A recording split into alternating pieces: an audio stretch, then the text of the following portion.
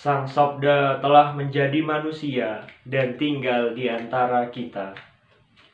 Sahabat Sabda Hidup yang terkasih, jumpa bersama saya, Frater Yoga, calon imam Keuskupan Agung Pontianak.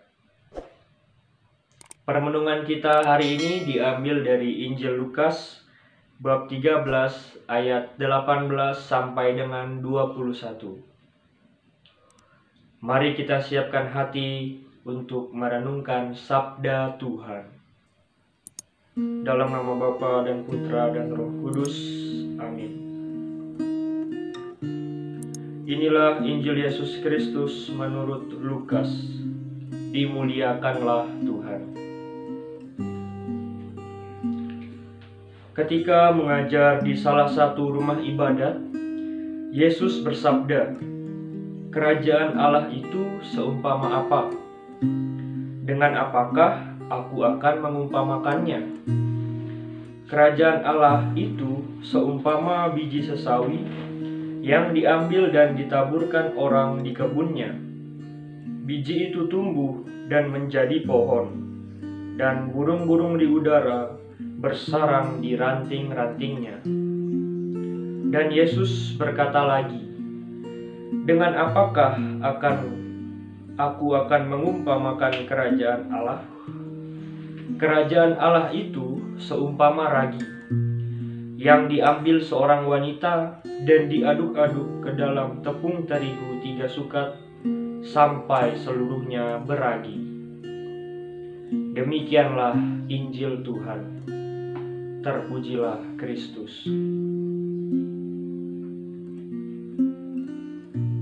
Sahabat Sabda Hidup yang terkasih, salam sehat dan sukacita untuk kita semua. Bacaan Injil yang baru saja kita dengar tadi berbicara tentang bagaimana Yesus mengumpamakan kerajaan Allah. Yesus mengumpamakan kerajaan Allah itu seperti biji sesawi. Nah, biji sesawi itu yang walaupun sewaktu ditanam bentuknya sangat kecil, ternyata ketika tumbuh besar, ia dapat memberikan tempat yang nyaman untuk burung-burung bersarang di ranting-rantingnya. Kemudian Yesus juga mengumpamakan kerajaan Allah itu seperti ragi yang diambil oleh seorang perempuan untuk diaduk dalam adonan bersama tepung terigu hingga adonan itu mengembang. Nah, para sahabat Sabda Hidup yang terkasih, dari dua perumpamaan ini kita dapat melihat secara tersirat bahwa ada dua makna yang menjadi satu kesatuan, yakni bertumbuh dan berkembang. Pertama, bahwa kerajaan Allah itu tidak bisa dilihat dengan mata telanjang terkait dengan kemegahan dan kesemarakan bangunannya. Kerajaan Allah juga tidak dapat diketahui bagaimana birokrasi dan segala macamnya. Lantas, apa yang dapat kita ketahui tentang kerajaan Allah? Nah, kerajaan Allah itu berupa sebuah kondisi atau situasi layaknya sesawi tadi. Ketika biji itu bertumbuh menjadi pohon, maka burung-burung akan bersarang dengan nyaman.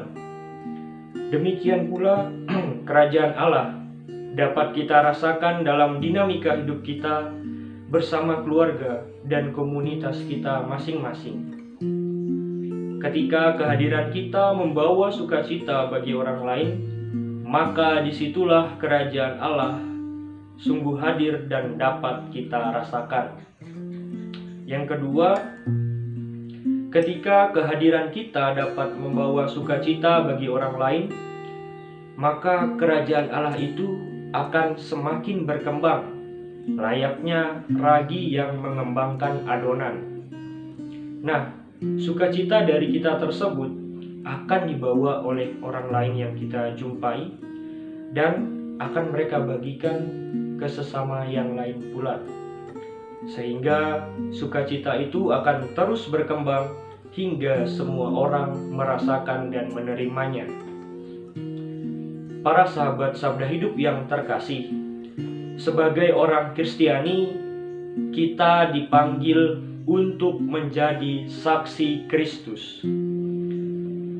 Saksi Kristus di tengah dunia.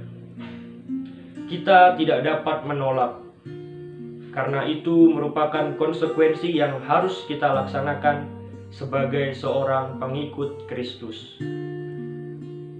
Nah, bagaimana cara menjadi saksi Kristus?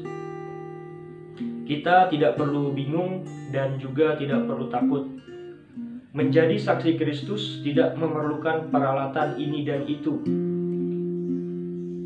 Sebagai apapun kita, apapun status dan jabatan kita, dimanapun kita berada, kita tetap dapat menjadi saksi Kristus melalui perbuatan, tutur kata yang baik, dan sikap yang ramah kepada setiap orang yang kita jumpai. Kita juga tidak perlu koar-koar mengatakan diri sebagai saksi Kristus. Tidak perlu. Tetapi bagaimana kita dapat membawa sukacita dalam hidup sehari-hari dan hidup seturut teladan Kristus. Maka disitulah kita bertindak sebagai saksi Kristus yang hidup, bertumbuh dan berkembang dalam iman, harapan dan kasih terhadap sesama. Mari kita senantiasa berdoa kepada Tuhan supaya kita selalu dikuatkan untuk menjalankan panggilan hidup kita sebagai orang Kristiani, terlebih sebagai saksi Kristus di tengah dunia. Semoga Allah yang Maha Kuasa mengasihani kita, mengampuni dosa kita, dan menghantar kita ke hidup yang kekal. Amin. Dalam nama Bapa dan Putra dan Roh Kudus. Amin.